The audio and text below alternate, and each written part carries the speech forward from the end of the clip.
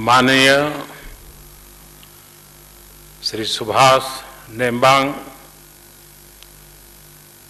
Parliament के speaker Shri एवं माननीय सांसदगण और आदरणीय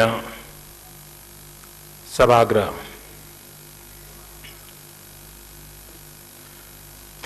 मैं नेपाल में आउना पाएको में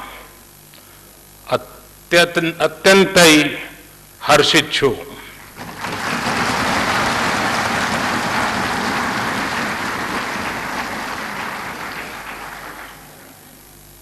धैर्य धैर्य वर्ष अघि एक पथिक या तीर्थालु को रूप में मैं यहाँ आएको थिए।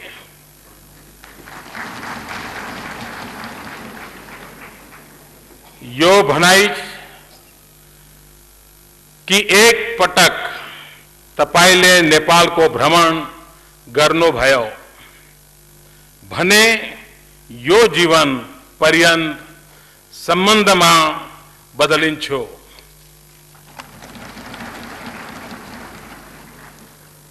प्रथमतः यस सुंदर देश को साथी को रूप में मैं फेरी फर्के आएको छु।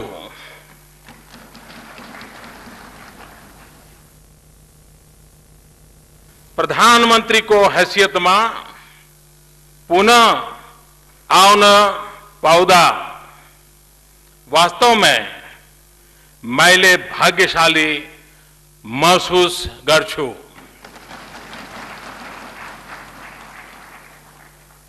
यो यस्तो यात्रा थियो जुन में प्रधानमंत्री को कार्यालय में प्रवेश गर्न बित्तिकै गर्न चाहन्थे, किनकि हाम्रो नेपाल संघ को संबंध मेरो सरकार को उच्चतम प्राथमिकता मध्ये हो।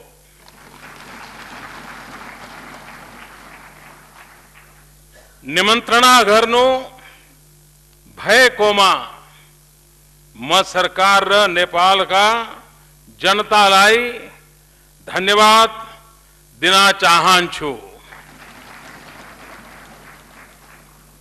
म सँगै मैले 125 करोड़ भारतीय जनता को माया, शुभकामना र सद्भावना लिएर आयो छु।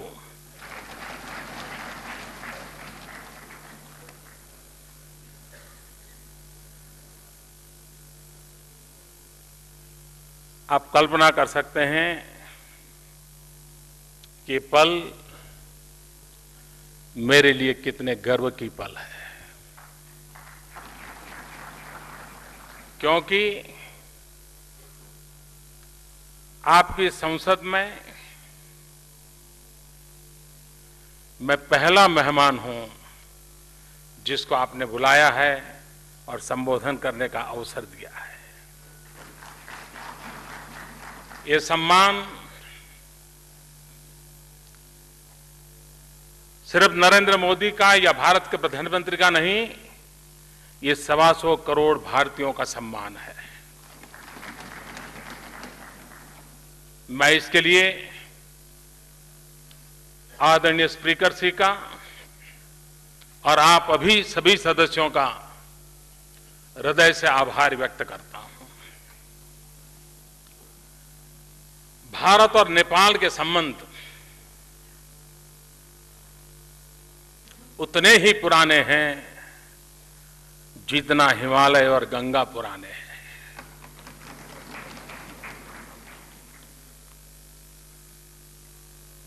और इसलिए हमारे संबंध कागज की किश्तियों से आगे नहीं बढ़े हैं। हमारे संबंध दिलों की दास्तान कहते हैं।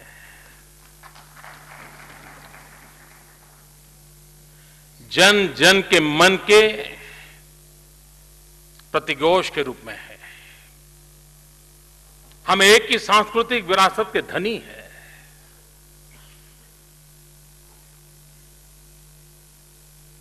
मैं मूलतः गुजरात का हूं। सोमनाथ की भूमि है और सोमनाथ की भूमि से चल करके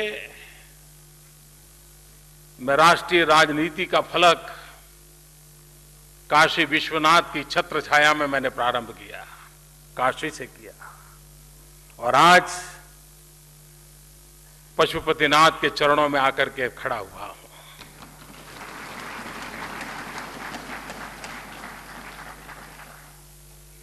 ये वो भूमि है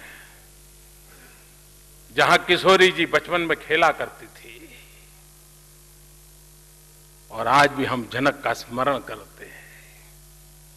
ये भूमि है जिसने विश्व को अचंभित कर देने वाले भगवान बुद्ध को जन्म दिया है।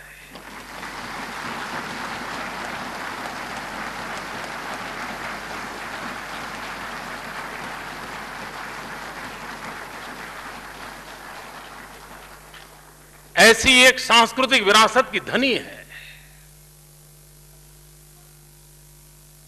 और इसलिए, और जब मैं काशी का प्रतिनिधि बन गया तो मेरा तो नेपाल से नाता और जुड़ गया, क्योंकि काशी में एक मंदिर है जहां पुजारी नेपाल का होता है और नेपाल में पशुपतिनाथ है जहां का पुजारी हिंदुस्तान का होता है।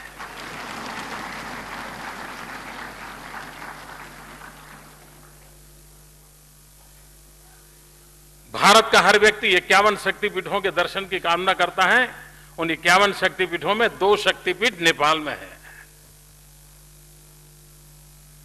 यानी इतना अटूट नाता है हमारा। और इतना ही नहीं,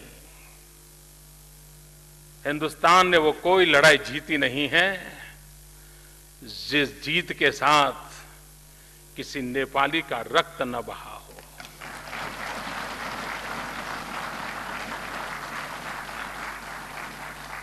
किसी नेपाली ने शहादत न मोली हो। भारत के स्वाभिमान के लिए, भारत की रक्षा के लिए नेपाल का बहादुर मरने मटने के लिए कभी पीछे नहीं रहा। भारत के लिए जीने मरने वाले उन बहादुर नेपालियों को मैं आज नमन करना चाहता हूं।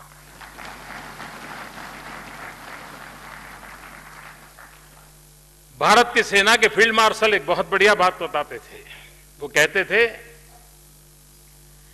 कि कोई सेना का जवान ये कहे कि मैं मृत्यु से डरता नहीं हूं, तो मान लेना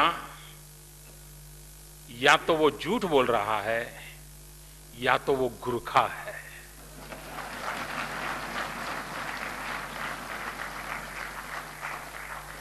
अगर गुरखा कहता है कि मैं मौत से नहीं डरता हूं, मतलब सच्चाई है। ये बात फील्ड मार्शल मानेक शॉ ने कही थी। ऐसी ये वीरों की भूमि है, सांस्कृतिक धारा है। और आज मैं कह सकता हूं, नेपाल के नागरिकों की नहीं, लोकतंत्र में विश्वास रखने वाले पूरे विश्व का ध्यान नेपाल की तरफ केंद्रित हुआ है।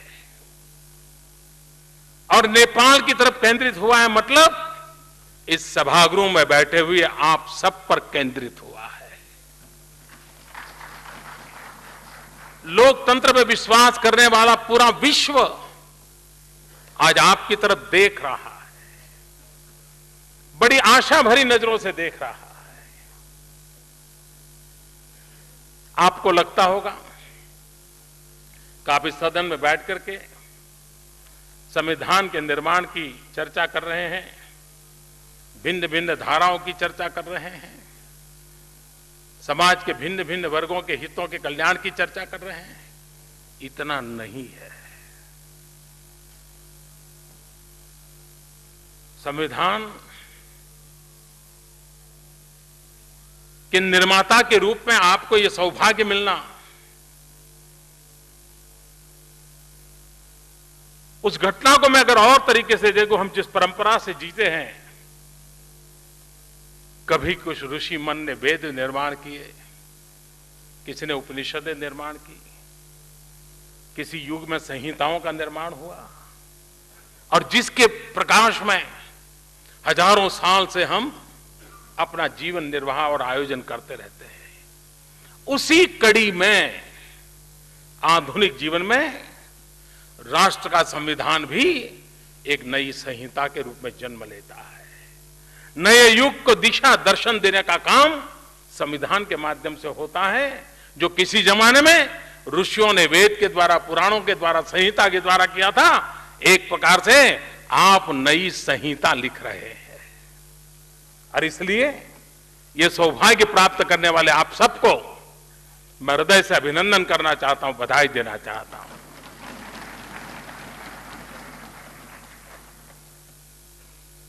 लेकिन संविधान निर्माण की एक पूर्व शर्त होती है। संविधान के निर्माण के लिए ऋषि मन होना जरूरी होता है।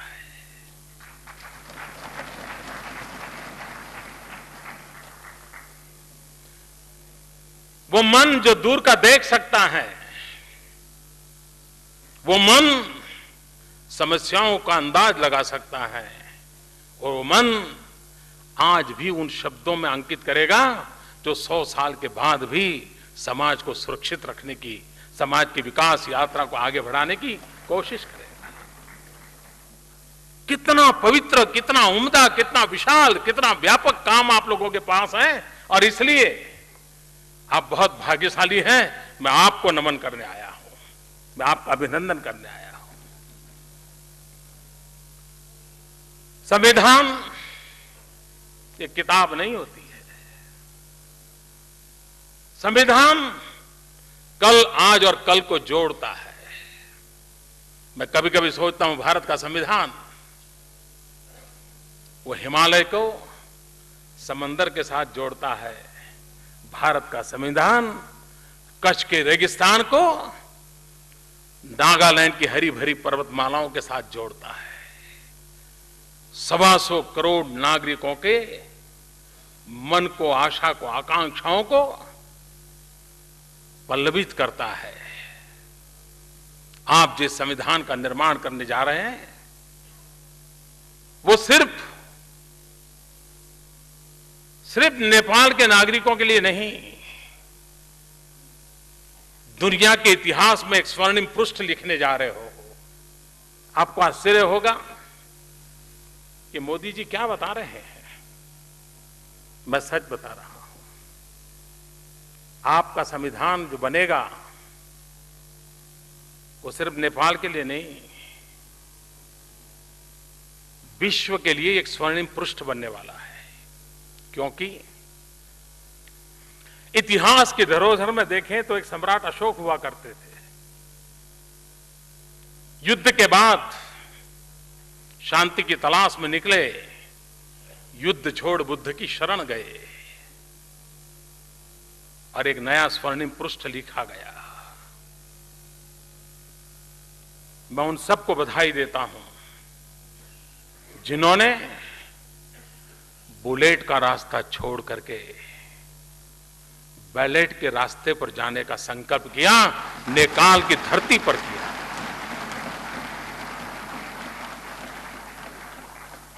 मैं उन सबका अभिनंदन करता हूं जो युद्ध से बुद्ध की ओर प्रयाण किया है, और इस सदन में आपकी मौजूदगी युद्ध से बुद्ध की तरफ की आपकी यात्रा का अनुमोदन करती है, और इसलिए मैं आपको बधाई देने आया हूं। आप जब संविधान का निर्माण करेंगे, वो संविधान, और मुझे विश्वास है कि पीस प्रोसेस के गर्भ से एक ऐसा उम्दा संविधान जन्म लेने वाला है जो कोटि कोटि जनों की आशा आकांक्षाओं की पूर्ति करने वाला है। लेकिन इससे भी आगे आज दुनिया के हर भूभाग में छोटे मोटे कई गुट ऐसे पैदा हुए हैं जिनका हिंसा में ही विश्वास है, शस्त्र के माध्यम से ही सुख प्राप्त करने का उनको मार्ग लगता है। विश्व के सामने नेपाल वो देश बनेगा जब संविधान लेकर के आएगा, वो दुनिया को विश्वास दिलाएगा कि शस्त्रों को छोड़ करके शास्त्र के सहारे भी जीवन को बदला जा सकता है। उम्दा काम आप करने वाले। हिंसा में विश्वास करने वाले दुनिया के गुटों को नेपाल का संदेश जाएगा कि बम, बंदूक और पिस्तौल के माध्यम से भलाई नहीं होती है। संविधान की सीमा में लोकतांत्रिक प्रक्रियाओं के द्वारा इच्छित परिणामों को प्राप्त किया जा सकता है।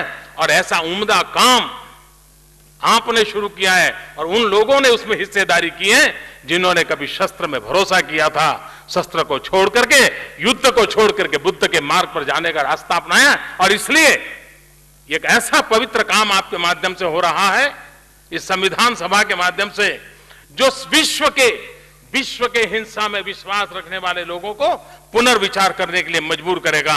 और आपका प्रयोग अगर सफल रहा तो विश्व को हिंसा से मुक्ति का एक नया मार्ग ये बुद्ध की भूमि से मिलेगा। ये मुझे आपके संविधान में ताकत नजर आ रही है और इसलिए मैं उस रूप में इस संविधान सभा को देख रहा हूं, उस सामर्थ्य के रूप में देख रहा हूं।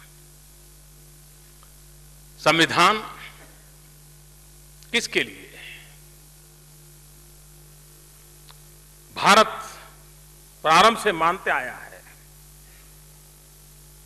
हमारा काम आपके काम में दखल करने का नहीं है।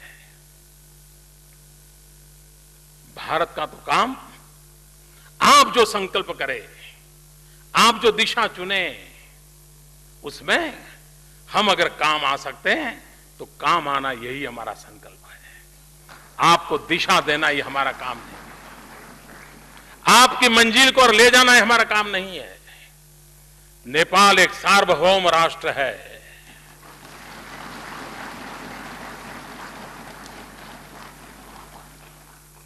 हमारी इच्छा इतनी है कि नेपाल ये सार्वभौम राष्ट्र हिमालय जितनी ऊंचाइयों को प्राप्त करे और पूरा विश्व नेपाल को देख करके गौरवान्वित हो, ऐसा नेपाल देखने की हमारी इच्छा है।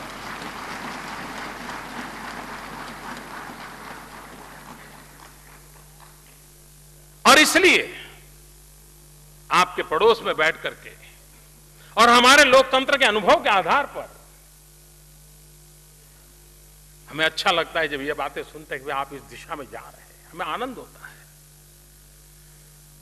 संविधान वो हो जो सर्व समावेशक हो, हर नेपाली नागरिक को, गरीब हो अमीर हो, पढ़ा लिखा हो अनपढ़ हो, गांव में हो शहर में हो, पहाड़ में हो तराई में हो, कहीं पर भी हो, हर नेपाली को संविधान जब आए तो उसना लगना चाहिए ये ऐसा गुलदस्ता है जिस गुलदस्ते में मेरे भी पुष्प की महक है।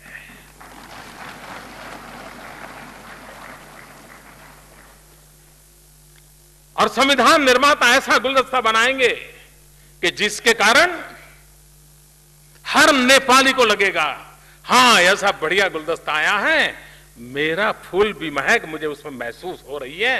वो काम आप करने जा रहे हैं। संविधान वो हो जो सर्वजन हिताय हो, सर्वजन सुखाय हो, किसी एक का भला करने के लिए नहीं।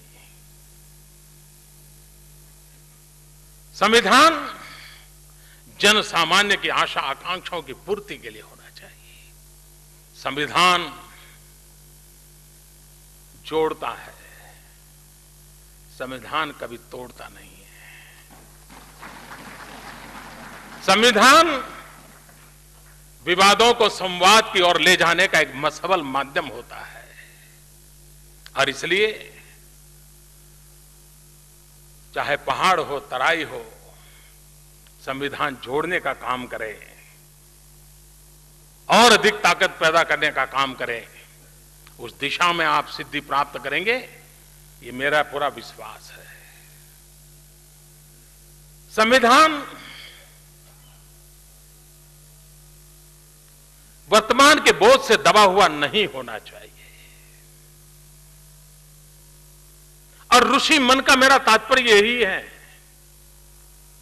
जो वर्तमान से मुक्ति की अनुभूति करता है और जो आने वाले कल को बहुत गहराई से देख सकता है, वही ऋषि मन होता है, जो संविधान का निर्माण आने वाली पीढ़ियों के लिए करता है। और हमारी सोच होनी चाहिए, संविधान में हजारों चीजें अच्छी होगी, लेकिन एक कॉमा, एक फुल स्टॉप कहीं पर भी ऐसा आ गया जो आज तो पता नहीं रहे, कॉमा है, फुल स्टॉप है, पता नहीं, लिख दिया, लेकिन कहीं 50 साल के बाद, 100 साल के बाद कॉमा और फुल स्टॉप के रूप में आया हुआ कोई एक आध चीज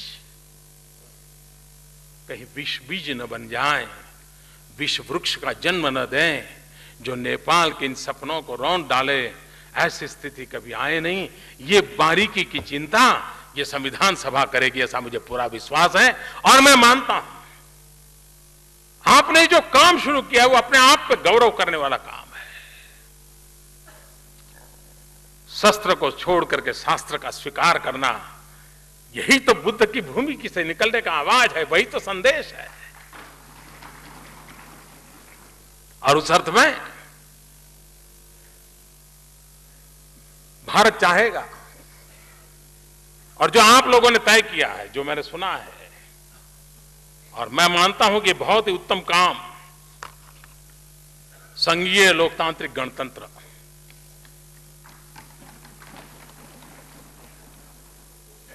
आज उपलब्ध व्यवस्था में उत्तम रास्ता आपने चुना है। और भारत हमेशा आपके संघीय लोकतांत्रिक गणतंत्र की कल्पना को पूरा पूरा आदर करता है, स्वागत करता है। इंतजार यही है कि जितना जल्दी हो, इंतजार इसी बात का है।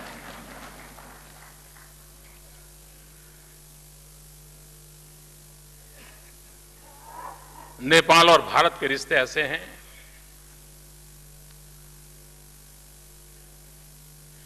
कि थोड़ी सी भी हवा इधर उधर हो जाए तो ठंड हमें भी लगती है। अगर सूरज यहां तप जाए तो गर्मी हमें भी लगती है। ऐसा अटूट नाता है। अगर आप चैन से न सोए हो तो हिंदुस्तान चैन से नहीं सो सकता है। नेपाल का कोई मेरा भाई भूखा हो तो भारत कैसे आनंद ले सकता है। कल जब ये कोशी की घटना घटी, समाचार आए, मेरी पूरी सरकार लगी रही है, भाई कितना बड़ा हादसा हुआ है, क्या हुआ है, इतनी बड़ी चट्टान गिरी है, कोशी नदी का पानी रुका है, पता नहीं इतने लोग खो गए हैं, इतने लोग मारे गए हैं। जितनी चिंता आपको सताती थी उतनी ही चिंता मुझे भी सताती थी। क्यों? ये कष्ट आपका है, वो मेरा भी है। ये आपदा आपकी है तो वो आपदा मेरी भी है। और हिंदुस्तान के किसी कोने में जितनी तेजी से मदद पहुंचाए उतनी ही तेजी से मैंने मदद पहुंचाने के लिए दिशा पकड़ी और लोगों को मैंने भेज दिया। क्यों? आप मेरे हैं, हमारे हैं, हम आप अलग हो नहीं सकते। और इसलिए आपके विकास के अंदर भारत आपकी जितनी आशा आकांक्षाएं है उसकी पूर्ति करने के लिए प्रतिबद्ध है।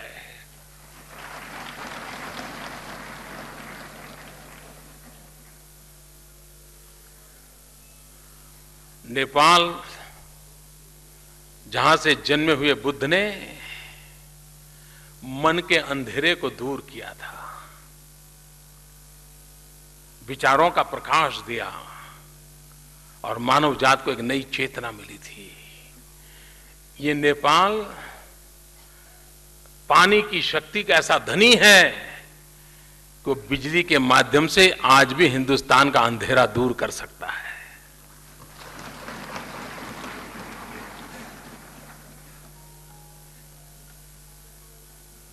और हम बिजली मुफ्त में नहीं चाहते, हम खरीदना चाहते हैं।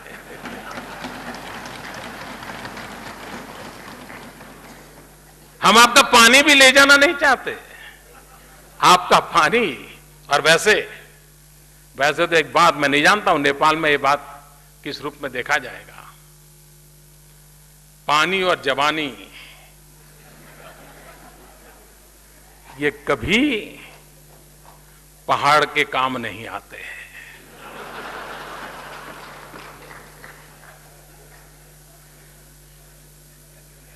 पानी पहाड़ में रहता नहीं, चला जाता है। और जवानी भी, पहाड़ में जवानी, थोड़ा सा उम्र बढ़ गई तो मौका ढूंढ, चलो कहीं चले जाए, रोजी रोटी। बेचारे को कहां रोजी रोटी नहीं है। वो जवानी भी पहाड़ के काम नहीं आती, वो पानी भी पहाड़ के काम नहीं आता है। लेकिन किसी युग में कहा गया होगा हमें इस बात को बदलना है। वो पानी पहाड़ के काम कैसे आए, वो जवानी पहाड़ को कैसे नए रौनक दें, वो नई दिशा बदलना हम चाहते हैं। और इसलिए विकास यही एक उसके लिए मार्ग है। भारत युवा देश है, नेपाल भी युवा देश है। यहां कितने नौजवानों की तादाद है। अगर उन नौजवानों के हाथ में अवसर दिया जाए, नेपाल की कल क्या, नेपाल की आज बदलने का सामर्थ्य इस नौजवानों में है। वो अवसर कैसे मिलेगा? हम प्राकृतिक संसाधनों का समुचित उपयोग करके विकास की एक दिशा तय नहीं करेंगे तो कैसे होगा? भारत इसके लिए आपके साथ कंधे से कंधा मिलाकर के चलना चाहता है। निर्णय आप कीजिए, आप अपने नेतृत्व का परिचय दीजिए। और अकेले हिंदुस्तान को बिजली बेचकर भी नेपाल समृद्ध देशों में अपनी जगह बना सकता है। इतनी ताकत आपके पास है। हम इसमें आपके साथ आपकी इस विकास यात्रा में जुड़ना चाहते हैं। यहां पर ट्रकों के द्वारा ऑयल आता है। युग बदल चुका है। पाइपलाइन से क्यों ना आए, हम उस काम को पूरा करेंगे।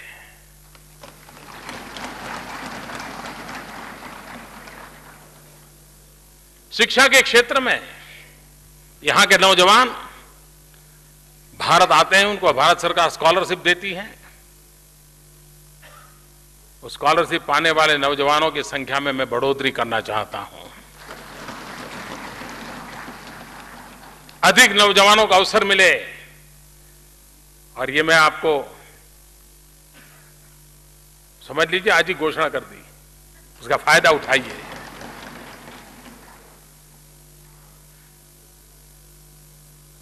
जब लक्ष्मण जी मूर्छित हो गए तो हनुमान जी पौधा लेने के लिए यहां आए थे।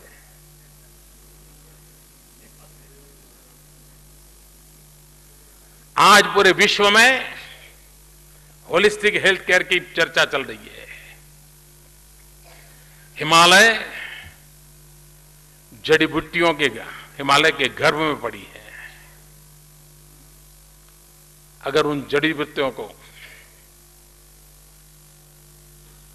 हम हर्बल मेडिसिन को बढ़ावा दें, क्यों न नेपाल दुनिया में सबसे बड़ा हर्बल मेडिसिन का एक्सपोर्टर क्यों न बने? क्या क्या नहीं है आपके पास? मैं आपके साथ कंधे से कंधा मिलाकर के काम करने के लिए तैयार हूं। भारत जो मदद हो सके करना है, क्योंकि आने वाले दिन में विकास को कैसे किस दिशा में ले जाना आपके पास ये पड़ा है। मैं नया नहीं कहता हूं। टूरिज्म, 125 करोड़ देशवासी आपके पड़ोस में ऐसे हैं जो कभी न कभी पशुपतिनाथ आकर के अपना सर झुकाना चाहते हैं, भगवान बुद्ध के पास आकर के शांति का संदेश लेना चाहते हैं। क्यों न नेपाल का टूरिज्म उस रूप में विकसित हो ताकि भारत से बहुत बड़ी मात्रा में टूरिस्ट नेपाल को मिले।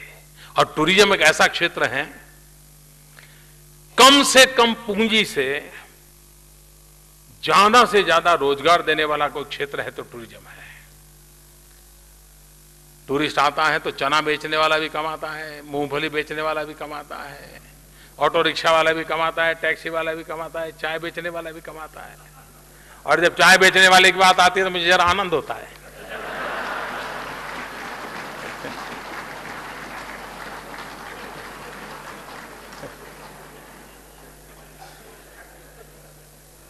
कहने का मतलब यह है कि टूरिज्म के विकास की इतनी संभावना पड़ी है। एडवेंचर टूरिज्म के लिए हिमालय से बढ़कर क्या हो सकता है, नेपाल से बढ़कर कौन सी जगह हो सकती है। पूरे विश्व के नौजवानों को पागल कर दें, इतनी ताकत आपकी धरती के पास पड़ी है। मैं आपसे आह्वान करता हूं, आइए, आगे आइए। पूरे विश्व का एडवेंचर यूथ, जिसको एडवेंचर करने का मिजाज है, जिसको पहाड़ों पर जाने की इच्छा रखती है, आप पूरे विश्व के युवा को ललकार सकते हैं। आइए, कितना बड़ा अवसर है। हमें संविधान भी निर्माण करना है, हमें नेपाल को नई ऊंचाइयों पर भी ले जाना है, और उसके लिए एक पड़ोसी का धर्म हम निभाने के लिए प्रतिबद्ध है। मेरे मन में आया, मैंने कहा नेपाल को हिट करें। मुझे लगा मैं ऐसा शब्द प्रयोग करूंगा तो शायद आपको बुरा लग जाएगा। ये कौन होता है हिट करने वाला? लेकिन मैं जब हिट करने की बात करता हूं तब मेरे मन में 3 प्रमुख बातें हैं। HIT, एक हाईवेज, दूसरा आईवेज और तीसरा ट्रांसवेज। नेपाल को भारत की जितनी जल्दी ये गिफ्ट दें, हाईवेज दें, आईवेज, इंफॉर्मेशन वेज, पूरे विश्व के अंदर नेपाल पीछे रहना नहीं चाहिए। नेपाल भी डिजिटल बनना चाहिए, नेपाल विश्व के साथ जुड़ना चाहिए। हाईवेज चाहिए और ट्रांसवेज, ट्रांसमिशन लाइंस।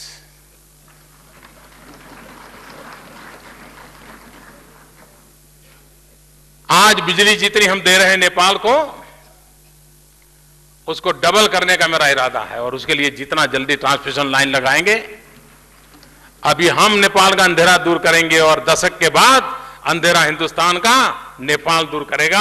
ये हमारा नाता है। और इसलिए मैंने कहा H highway, I information way, T transmission way, transway, ये मैं हिट करना चाहता हूं, और आप भी चाहेंगे ये हिट जल्दी हो।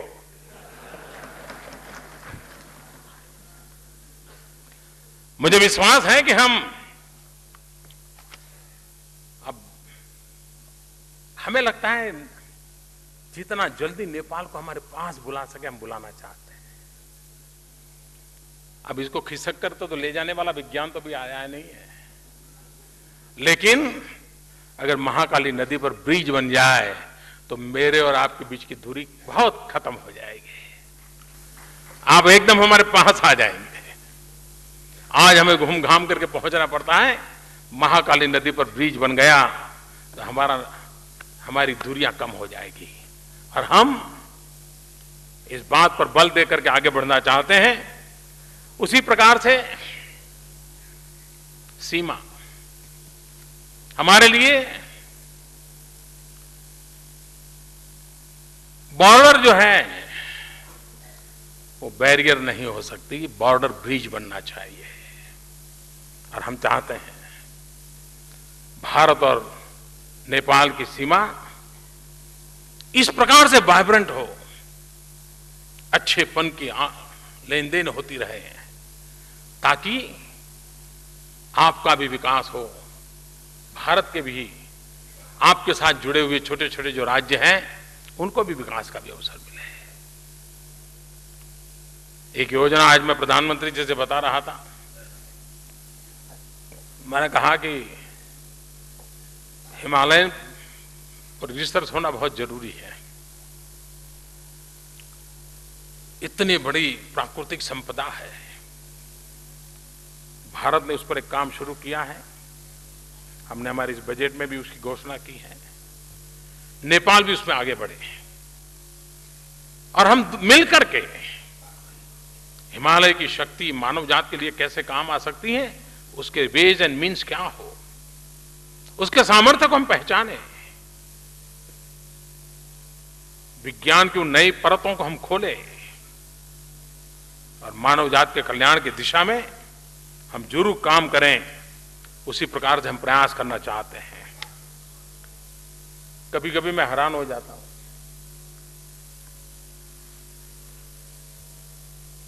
अमेरिका टेलीफोन करना है तो बड़े सस्ते में हो जाता है, लेकिन नेपाल फोन करना है तो बड़ा महंगा पड़ जाता है। अब हमें समझ नहीं आता है ये क्या बात है, ऐसा कैसे बैरियर। और नेपाल के लाखों लोग हिंदुस्तान में रहते हैं, बेटे परिवार से बात करना चाहते हैं, कर नहीं पाता है, नमस्ते करके फोन रख देता है। मैं स्थिति बदलना चाहता हूं। दोनों देशों में ये जो सर्विस प्रोवाइडर हैं उनसे मिलकर के हम भी बात करेंगे, आप भी बात कीजिए। ये कनेक्टिविटी ऐसी नहीं होनी चाहिए हमारे बीच में। बड़े आराम से, सहज से, कम खर्चे पे बात हो और उसी से तो नाता जुड़ता है। लाइव कम्युनिकेशन जितना बढ़ता है उससे नाता बनता है और हम उसको बढ़ावा देना चाहते हैं। अभी आपने सुना होगा, जब मेरा शपथ समारोह था, मैं प्रधानमंत्री के रूप में शपथ लेने वाला था, मैंने सार्क देशों को निमंत्रित किया था और मैं आभारी हूं आदरणीय प्रधानमंत्री जी का। वो बहुत ही कम नोटिस में आप आए और मैं मानता हूं कि सार्क देश मिलकर के गरीबी के खिलाफ लड़ने का एजेंडा लेकर आगे क्यों न बढ़े। गरीबी के खिलाफ लड़ाई में हम सभी सार्क देश एक दूसरे की मदद करें और उसमें एक काम सार्क देशों को, और भारत का दायित्व है, हम कोई उपकार नहीं करते, हम मानते हैं हमारा दायित्व है कि हमारे अड़ोस पड़ोस के हमारे जितने भी छोटे भाई हैं, हमारे साथी भाई हैं, उनकी विकास यात्रा में हम मददरूप हो। और इसलिए अभी मैंने घोषणा की है कि स्पेस टेक्नोलॉजी का लाभ हमारे सार्क देशों को मिलना चाहिए और इसलिए भारत की तरफ से एक सार्क सैटेलाइट लॉन्च किया जाएगा, जिस सार्क सैटेलाइट का लाभ हेल्थ सेक्टर के लिए, एजुकेशन सेक्टर के लिए, स्पेस टेक्नोलॉजी का लाभ सार्क देशों को मिले, नेपाल को मिले, उस दिशा में हमने कदम उठाना तय किया है। और इसलिए इसका आगे वाले दिनों में जरूर लाभ मिलेगा। उसी प्रकार से मैंने पहले ही कहा कि जो मल्टीपर्पज प्रोजेक्ट आपने देखा होगा, हम इतने पास में हैं, आप और बीच में कोई ज्यादा दूरी नहीं है, आते आते 17 साल लग गए।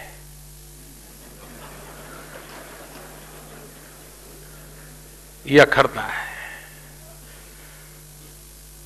मैं आपको वादा करता हूं अब ऐसा नहीं होगा।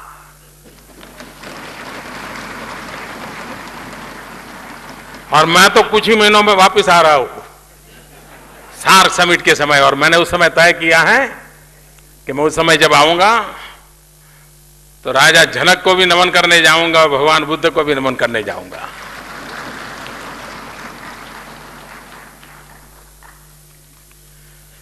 यह खुशी की बात है कि पंचेश्वर प्रोजेक्ट बहुत पहले तय हुआ, कितने रुपये की लागत बढ़ गई, लेकिन अब अथॉरिटी का निर्माण दोनों देशों में हुआ है। मैं मानता हूं 1 साल के भीतर 5600 मेगावाट का ये प्रोजेक्ट काम आरंभ हो जाए। आप कल्पना कर सकते हैं नेपाल की कितनी बड़ी सेवा होगी। आज नेपाल के पास जितनी बिजली है उससे करीब 5 गुना बिजली, छोटी बात नहीं है जी। विकास को कितनी नई ऊंचाई मिल सकती है और उसके लिए भारत बिल्कुल प्रोएक्टिव होकर के आपके साथ काम करने के लिए तैयार हो और हम आपको उस दिशा में पूरा प्रयास करेंगे। एक बात की और मैं चाहूंगा, जैसे मैंने कहा हर्बल मेडिसिन एक बहुत बड़ा क्षेत्र है, वैसे भी ऑर्गेनिक फार्मिंग पूरे दुनिया के अंदर एक बहुत बड़ा मार्केट खड़ा हुआ है। जो माल रुपये में बिकता है वो अगर ऑर्गेनिक है तो डॉलर में बिकने लग जाता है। और नेपाल एक ऐसी भूमि है जहां ये संभव है। भारत में सिक्किम एक राज्य आपके पड़ोस में ही माना जाएगा। सिक्किम ने पूरा ऑर्गेनिक स्टेट बना दिया अपने आप को, और उसके कारण उसका विश्व में एक नया मार्केट खड़ा हुआ है। अगर नेपाल उस दिशा में जाना चाहता है, मुझे खुशी होगी आपको मदद करने की, आपके साथ काम करने की। उसी प्रकार से हमने एक प्रयोग शुरू किया है हिंदुस्तान में सॉइल हेल्थ कार्ड का। हम जानते हैं नेपाल और हिंदुस्तान में हम नागरिकों के पास भी हेल्थ कार्ड नहीं है, लेकिन हम सॉइल हेल्थ कार्ड किसानों को उसकी जमीन की तबीयत कैसी है, कोई बीमारी तो नहीं है, विशेषताएं क्या है, किस प्रकार के फसल के लिए उपयोगी हैं, कौन सी दवाइयां वहां नहीं डालनी चाहिए, कौन सी दवाइयां ही डाली जा सकती है, कितना फर्टिलाइजर लेना, ये सारी वैज्ञानिक तरीके से आगे बढ़ाया जा सकता है। अगर नेपाल की रुचि होगी तो हम सॉइल हेल्थ कार्ड के इस काम को जो हम हिंदुस्तान में आगे बढ़ा रहे हैं, यहां के किसानों को भी अगर उसका लाभ मिलेगा तो कृषि आधुनिक हो, कृषि वैज्ञानिक हो, उसमें हम बहुत बड़ी मात्रा में उपयोगी हो सकते हैं। और मैं चाहता हूं कि आने वाले दिनों में इसके लिए आप जरूर ही कुछ न कुछ सोचेंगे, और मैं मानता हूं उसी प्रकार से आज जब मैं आपके बीच आया हूं तो मैं आज ये भी आपको घोषणा करके जाना चाहता हूं, भारत नेपाल को 10,000 करोड़ नेपाली रुपए कंसेशनल लाइन ऑफ क्रेडिट की सहायता देने का हमने निर्णय किया है। हम यह सुनिश्चित करेंगे कि इस क्रेडिट का उपयोग नेपाल की प्राथमिकता पर होगा। आप इसे हाइड्रो पावर, इंफ्रास्ट्रक्चर, इन सारे क्षेत्रों में लगाएं तो ये करीब $1 बिलियन जैसे अमाउंट में आज, और पहले इसका जो दिया हुआ है ये इससे अलग है, उसके साथ इसको जोड़ना जरूर, वो अलग है, वो दे दिया, ये नया है।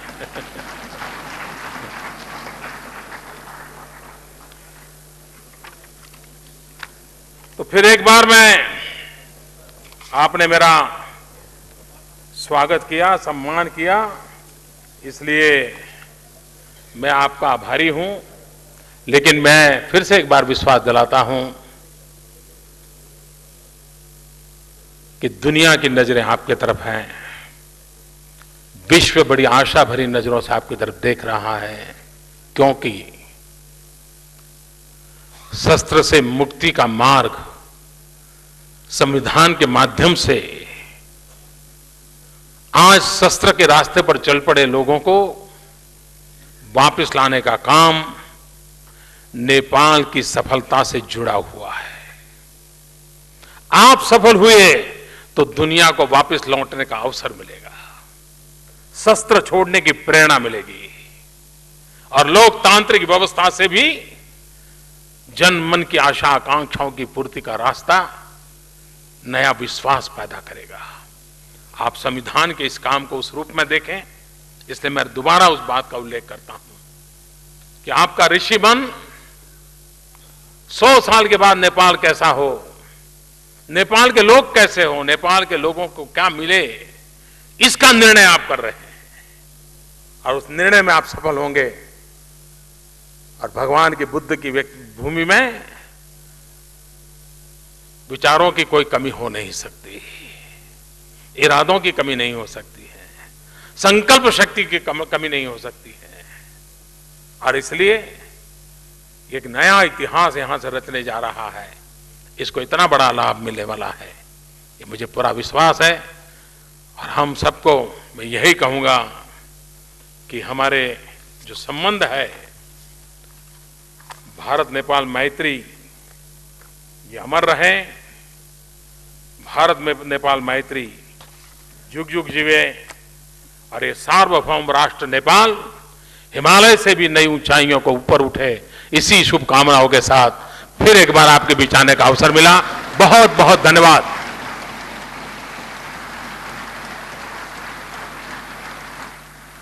मान्य सदस्यहरू,